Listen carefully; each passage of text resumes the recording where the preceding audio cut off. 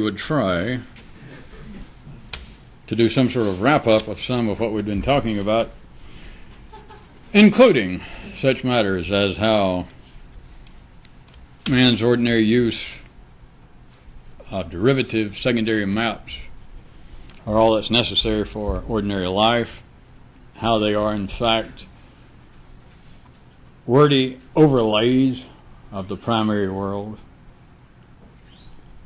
and how for any other activity such as whatever this might be, all the dreams of something extraordinary, of how all of that, although it be proper, proves to be insufficient.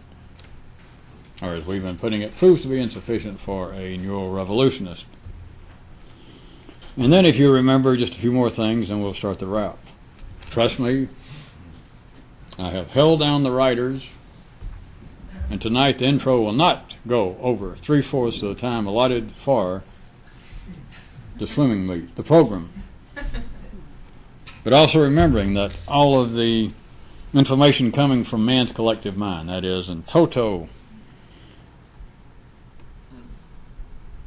the data inherent in all ancillary maps, everything in man's intellectual world, good, bad, right, wrong, day old, marked down, all of it is problematic from quite real views. It's quite sufficient, you've got to remember, because there is a sort of nexus wherein the ordinary mind wants to have, I believe it's known in neurological circles as conniption fits. Well, the mind reaches a certain intersection, it has to, and you can say, all right, which way you're going? And as always, the beauty of the ordinary intellect is you give the mind two choices, and by God, lay down your money. Take my word, it'll take one. Because you can say which way you're going. And the mind looks, and it can go left or it can go right. And it will. Or if you want to be fancy, you're not getting anywhere, but you could say, well, wait a minute. What if it went north or south? East or west? Up or down? It all is problematic insofar as it being ultimately useful.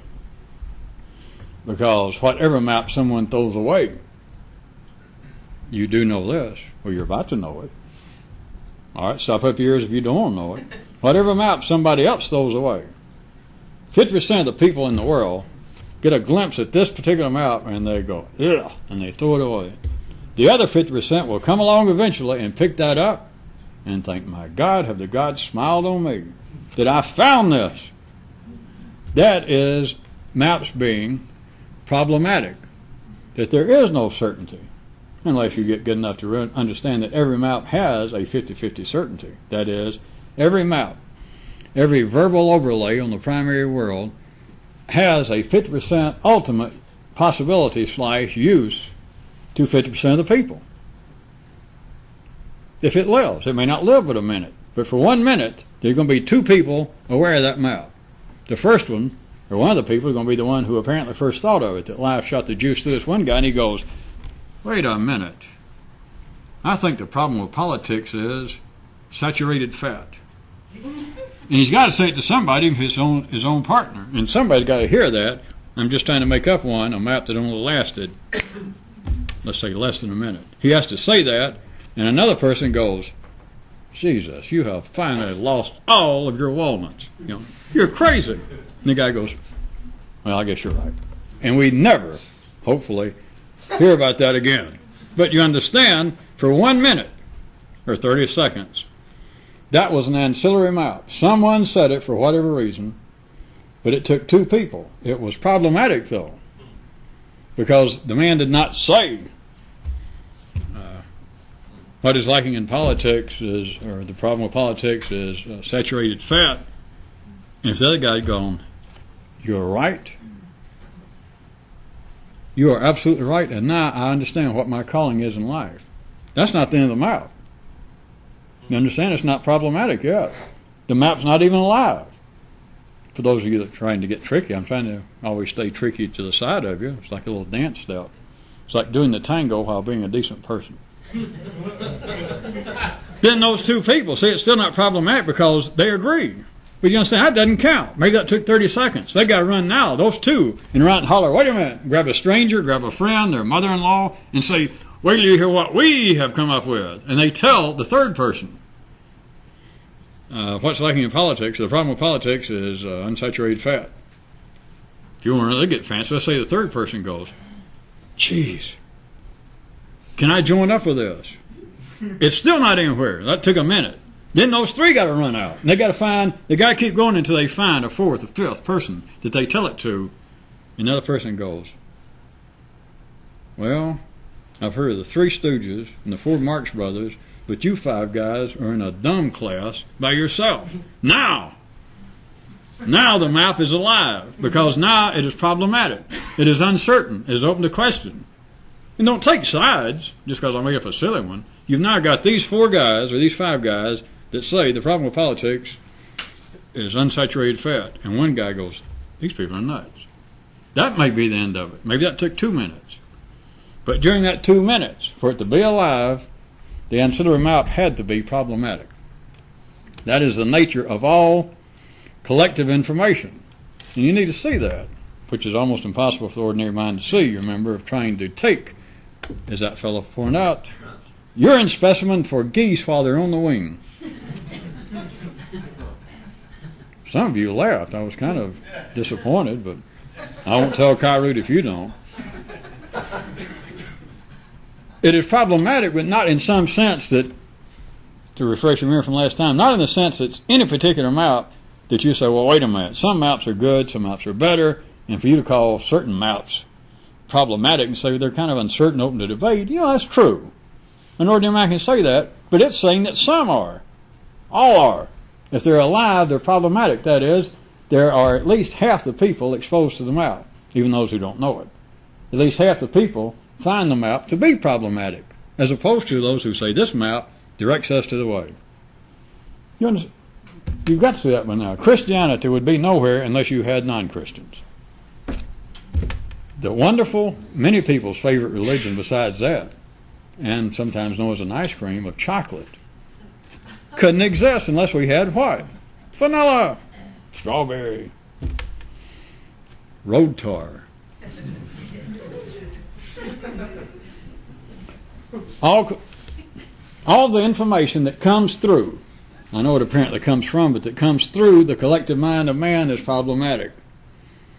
It is always, in two specific ways we're pointing, it is always doing this. It's always either pointing back as being where the map should be going, or, thinking otherwise, it is simply pointing off to some lateral position still within the collective purview of ordinary thought. One of the two, which makes it problematic, or which is an aspect of it being problematic. And how ultimately all of these maps in any particular case to an individual may or may not be useful. That's simply it. It's kind of a variation of the world's big enough for everything. The world reality can tolerate almost everything. We say almost everything for the benefit of those still watching this program on television sets. Because if you don't put in such disclaimers, if you do not use such modifiers as almost, many of the electronic receiving sets in use on this planet, notwithstanding some people's, can undergo serious systemic transient anomalies. They can blow out and people go, what was that? I didn't hear it. What did he just say? I don't know. I didn't hear that. You got me? May or may not be useful. An ordinary mind would say, well, we're back to, remember last time, I was just trying to get you up. The ordinary mind would say, well, hell, that's no big deal because everyone knows that some maps are useful and some aren't. Some ideas are useful and some aren't. Yeah, come on. The mind says, come on, what? Then where to come on? I just told you some ideas are good and some aren't. Yeah. And they keep saying it has to do with the nature of the eels. That is the nature of the ideas. My hands have nothing to do with it. At no time do my brains leave my thoughts. Which, of course, is the code name for intellectual prestidigitation. Remember? That the ordinary mind would be saying, well, yes, some ideas, or maps as you call them, thank you, but certain ideas, yes, some are more useful than others. But everybody knows that. But you see, they keep saying that the ideas, you remember the one last time you sing, some of you look blank, about trying to hold eels with lard-covered hands. And people want to, discuss the nature, the slippery nature, the unruly nature of eels, which I'm not saying is not true. But while they're doing that, you cannot get the ordinary mind unless it has the ability to, in fact, take those kind of samples from certain birds while they're yet actively in the air.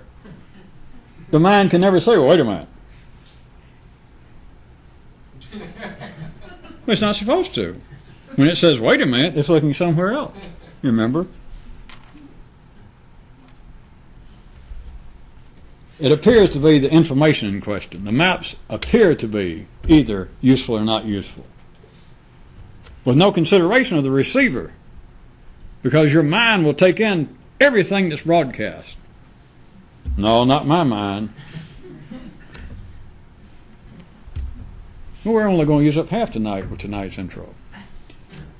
Not my mind takes in everything. All right, sir, how about this? Your mind takes in everything, but at least half of that garbage that comes in, at least half of it, at least, you recognize, being the astute receiver that you are, yes, you recognize immediately that half of the programming coming in is garbage.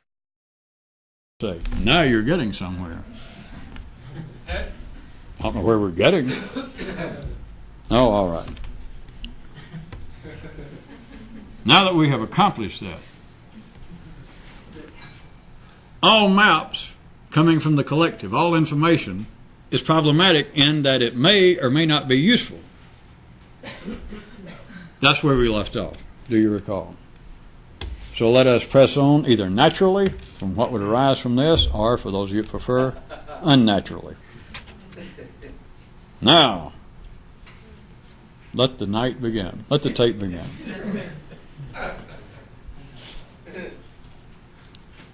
In this kind of attempt to go somewhere, even a neurorevolutionist in all of this, remember I'm trying to get you some kind of little wrap-up,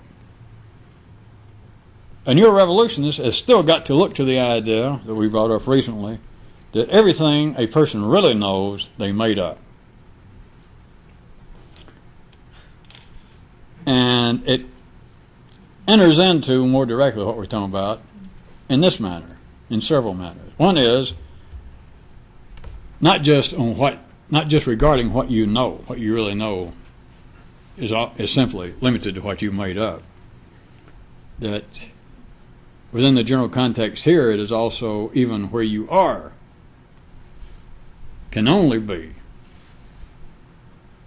a place that you have created. I'm not talking about out here. It has to be a place that you created for you to be, if you're anywhere.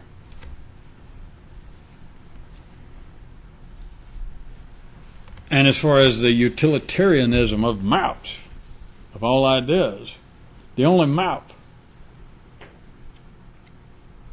that could be, the only ideas that could be useful to a neurorevolutionist would be those kinds of maps that were original with the revolutionist, with the person. If they were not your original maps, they are still, to some degree, in the hands of the question or the idea that all maps, all ideas, anything the human intellect can think is problematic in that, and in particular case, the idea, parentheses, S, the idea or ideas may or may not be useful to that person at that moment. That is the nature of life. There's nothing strange about that. Contraire. Everyone knows that in their own way. That's all dreams of superintelligence, dreams of heaven, dreams of a better life, is where there is no uncertainty. That is, let's don't do it again. Don't say death. All right, I won't say it. You got your choice then. You want to go to heaven /paradise. You want to go to paradise, the graveyard, or the Howdy Doody show.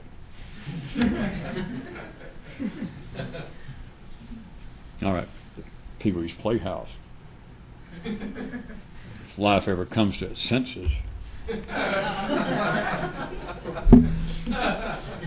No, for those of you who, I shouldn't be giving expert advice on television watching, but in those that are worried, I have it on good authority that Pee-wee is going to become a periodic member of the McLaughlin group.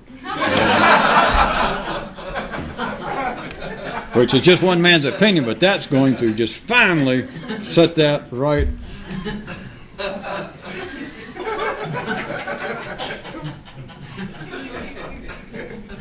Well, back to some of the aspects I was trying to get you to consider, the sort of subheadings under the reality that the only things that actually are known by anyone are what they have made up.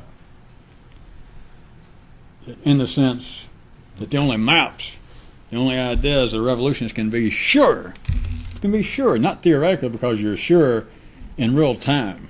And now we're talking after the fact, or for those of you that need another way before the fact. But the only maps that can be known to be, that you're positive or useful to you, are those that you made up, are the maps that you originated showing where you are. Any other map is problematic. Which to a revolutionist, which to anyone that might be interested in such as this, is why nothing out in life is totally satisfying. And I don't mean sex, food, or sleep. Why no religion, why no philosophy, why no cult, why no guru's ideas, why no book is fully satisfying. I'll assume that all of you went through some sort of journey and search and read books and fell in love with books, fell in love with somebody's ideas, fell in love with some religion, changed religions, and always think, well, I'm getting closer and closer and closer. And yet none of them are fully satisfying, and I'm telling you why. Well, giving you one description as to why. And there is no, and I could even, all right, I can't resist, I could even get some ordinary people to get up to this point verbally, theoretically. I could say, all right, do you understand why you have never been fully satisfied with other people's maps? Is that the human nervous system is still a work in progress. And so therefore, you're thinking, well, all right, I've read enough and I've decided Buddhism is it. I'm just sure the secret is there, and I've spent my life. I gave away everything. I traveled there. I went to India, then I went to China, then I slipped into Tibet. And I just kept thinking, I'm getting closer and closer and closer and closer, and here I am. I'm 50 years old and I'm worn out. And it's still not quite it. And so you're right. But then what you can't get the mind to do, while trying to hold that little beaker and saying, here, eagle, or goose, is you can't get the mind to see that there is a possibility. And I guess the sense would make a little sense to him if I said, all right, the kind of maps, instead of any religion, instead of any map that is available out there, what you're looking for, the satisfaction you're looking for, can only come about through ideas that you made up. Now that sentence, you got to make rhetorical sense. And you go, all right, so it's not Buddhism, it's not Judaism, it's not such and such philosophy. You're saying that what I'm really looking for, the only thing that would satisfy me, if I could make up, in a sense, my own religion, if I could just invent it, and if I just gave some hint like, well, sort of. Then I could say, all right, I understand the sentence, but Jesus, you're a bigger cuckoo than I ever imagined. Because how can that be? How in the world can that be? If the world's major religions, if the established philosophies, if the wisdom of the ages will not give me what I want, how in the hell can you stand there and say the only thing that would satisfy would be that which I could have invented, created myself? And of course, by that time, I would deny that I ever nodded. I said when I had a tick in my eye, I didn't mean, I wasn't agreeing that, yeah, that's what I meant. Nor would you, talking to your own brain, remember. You just say, okay, gumdrop, you got it, yeah.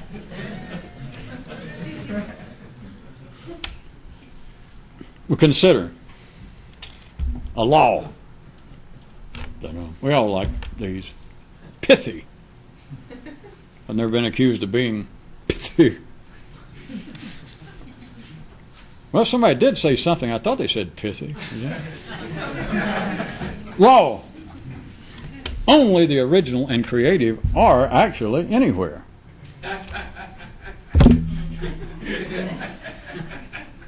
Definition. Definition. To balance out law. Now, definition. True. Here's the term to be defined. True originality and individuality. Now the definition. A neural location somewhere, BSR, beyond self-referral. That, may I suggest, since I made it up, I can suggest it, is the place wherein original maps are possible. But it has to be in a neural location, BSR. Anything less than that does not fit my definition. And I'm the one making the gestures and got my finger on the, that's not a rocket, on the camera. There is no such thing as originality or individuality this side of that location. Because if you are still dealing in any information that is tied to self-reference, without any possible exception, you're dealing with collective info. No matter what flowers you're smelling, if they are planted from the collective soil, no matter that you can say, you can have friends, you can have family say, yes, I saw you plant that. That is, yes, you went and you worked at night. You paid your own way through school. You worked like a dog to graduate to get your master's degree in psychology or sociology. You paid for it. You planted it. It's going to smell like everyone else's. It is no escape map. It will not satisfy. Not a revolutionist. It is in no way original, which I could get into the arts, but that should be plain enough to you by now about why people will flog forever painting, music, literature, poetry, and we'll keep saying, as many people have religion and trying to pursue metaphysical cults, is I just know I'm close. It's not that there's anything wrong with the hobby, but the idea that I'll keep painting, I'll keep composing music, and I feel like I'm getting almost to the point that it is going to be a true transpersonal experience, a metaphysical epiphany, and it's never quite there. Because I'm giving you a true revolutionist or an operational definition that true originality and individuality is this, and only this. It's a neural location somewhere beyond BSR. And if what you're doing is simply an outgrowth, you may not believe you're pointing backwards like a painter. You say, well, what I'm doing now bears no reference to any recognized school of painting in the history of man. You can say that. But if you're ordinary, the only place that you're pointing, that is the only place you're painting, the only music you're composing, is you are pointing simply off at some lateral position that's still within the collective world, the secondary world of collective thought. That's why all ordinary hobbies are tied to what appears to be, if you recall, another way you point out, approval. That you have to have the collective in some way. There has to be a critic. I don't just go around Kyroots and I picking on critics. Critics are as important as rain in the secondary world, in the full spectrum of criticism. Because an ordinary person cannot paint, play music, cannot compose, cannot write a poem without what? Showing it to somebody. You simply can't. It's all self-portraits. For those of you that found it a little curious last time, had a Kyroot refer to self-portrait as a unrecognized form, if you recall, of suicide, but one that never quite gets the job done. Which is what, from a revolutionist view, telling what kind of guy you are. That's a self-portrait. As long as you're trying to paint, and just use paint again for a metaphorical example, that is, you're trying to be original, you're trying to locate yourself somewhere that's singular, somewhere that satisfies you. But as long as it is based upon collective works, that is, as long as it is still tied to self-reference, that is, as long as you still have got to have somebody react to it. If you get really sharp in this, a hermit can fall into this same thing because you can show it to your partner. You understand? That is, you can write this piece of music out there. I'm going to leave the city. I'm going to leave the mundane, trashy, unprofitable experiences in life of having to deal with the Philistines and the critics. I'll go away and I'll pursue my muse alone. I'll paint, I'll write, I'll do this. I'll be a hermit in the positive, upstanding sense of the word. And you go out and you paint, you write. And if you're ordinary, then what do? You've gotten away so that you will not be inflicted with the viruses of other opinions. And so you write and you look at it, you and you alone, and wonder, what would they think about this if they saw it? Oh, you disappoint me. That is still self-reference. There is no such thing, which in a sense is what people are looking for, the kind of completion of the nervous system while you're alive. But it is, in a sense, still, another way to put it, it is a desire, really, to be original. That's what you want, not in some flimsy sense that we could attack like a cheap TV, made-for-TV movie saying, well, somebody's trying to be original. Look, some kid done wear the latest hair, an inverted mohawk, dyed polka dot. Look at them. Some kids trying to be original. Ain't the way to be original. You're making a mistake. That is, in a quite real sense, it is a very specific, albeit perhaps flamboyant. And most people attack it simply, all they're mad about is their hormones are getting tired and becoming beige. But it is an attempt to be truly original, which is an attempt to complete your nervous system. Life makes everyone feel that way, no matter what they call it. Even though it seems to be going in other directions. Even though somebody will say, well, my one desire, the only thing that keeps me alive in life is being a Catholic, because it makes me feel special to God. And from one view, you could say, well, Jesus, boy, you're going about that backwards. You've joined the world's largest club, which I think Catholicism still is. Either that or people with subscriptions to Playboy. I don't know. You could say, well, geez, you're going about it in the wrong way. You're going about it in the opposite way. You say that you want to be something special, and you have joined up becoming one of the faceless herd in the world's largest club. Don't you get it? That's still it, though. That's all they can do. Now back to what I was telling you. Because they are attempting to be original. Although you can take the attitude, which I have already expressed for you, is you could say, well, you're going backwards. That's the same thing as somebody being hip by picking up on the latest fad. Which you all did it until you hear about it put a certain way and you go, wow, that is weird. Because I thought I was hip. In fact, I always looked to see who was hippest in my crowd, because the hippest person would know what the latest fad was. And they'd be hip first by picking it up. They heard about it coming in, that it was really hot in that hotbed of fashion, avant-gardeness, Omaha. And they were the first to hear about it, and they started doing it, but I was second hippest because I started imitating him. And you hear about it, and you can go, that is kind of strange. But it's not strange. What else are you going to do? And the only thing that is possible is what I'm expressing for you in words. That would be the only form. The only real operational definition of true individuality, true originality, would be a neural location somewhere, BSR. Anything other than that is never satisfying. It's not supposed to be, but also remember, it is not original. It is no form of individuality. And it does not take you anywhere. Self-portraits. Make sure nobody lost that from last time. If I dug it up. I've got a couple of minutes left. You remember the Kyroots from last time about that self-portraits are actually an unrecognized form of suicide that never quite gets the job done. In a sense, in a quite operational sense, I was using self-portrait as simply a variation of telling what kind of guy you are. Or another one I didn't try to tie it to last time. Some of you reacted to it, but a guy that decided that memory is not kind. Yeah. If we were ordinary, you could take that as being extremely problematic, debatable. Well, wait a minute. Some memories are not. I'll grant you that. I don't like so-and-so in my life. Hey, won't you tell us a personal anecdote?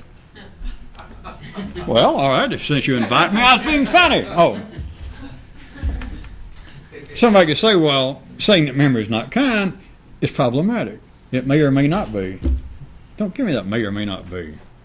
Thought you were big people. Of course, the ordinary people it is. But wait a minute, some memory, I'll grant you, perhaps half my memories are not kind, but half of them are good. Natural evolutionists, because all memory is self-referral. All memory is self-reference. All memory is self-portraits. All memory is saying what kind of guy you are. All memory, once you see it, if it's memory of what you've done collectively, that is no individual memory. Be it good or bad, as you call it now, it is no individual memory, and it has nothing, to understate it, to do with originality or individuality. Anything you remember, if you remember what you did at an ordinary level, that you specifically did, that hurt you, if you remember it individually, then you're missing it. Because if you did it in a collective context, it is not an individual memory. If you did it while living in the collective garden, your memory, your olfactory recollection of the aroma is not individual. You just think it is, which is why it's not satisfying from one view. So self-portrait, I was going to point out, self-portraits of all kind are the anathema of BSR, of that neural location beyond self-reference. Telling what kind of guy you are is the absolute antipodal of any kind of original mouth. I'm sorry. An ordinary mind can say, well, it is, don't say you're sorry, that's getting sillier and sillier. Because telling what kind of guy you are, giving something about your life, sharing yourself with others, has got to be, in a sense, sir, almost the epitome, or epitome for some of you, with those cheap dictionaries. It's got to be the epitome of an original map. They could use my terms back on me. And saying, tell what kind of guy you are, that's the living, breathing example of an original map. Because you are an original. Have you ever noticed in life, in art, but in life, how often people like to tell themselves, and especially each other, because it's a dance, is to say, Jim, God, boy, you're an original. Bill, I appreciate it. I mean, we're buddies, and we do buddy stuff together. But hell, you're the original. Boy, there's nothing. Hey, you remember the time when you remember when we were out drinking? When was back in '73 when you ran over that guy that was laying trying to fix it? Yeah.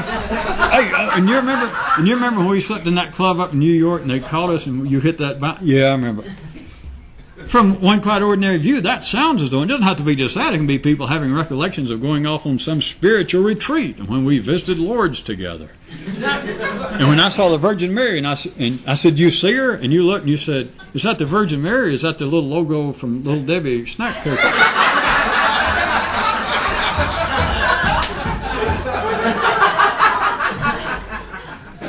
See, all you people end up laughing in inopportune places where I'm trying to get you to say a point. The ordinary mind would say, well, talking about oneself, sharing one's life experiences, is the living epitome. It is the breathing example of an original map, because that's all you've got is talk about your life. Telling what kind of guy you are. All forms of self-portrait, all of those are antipodal to what would be an original map.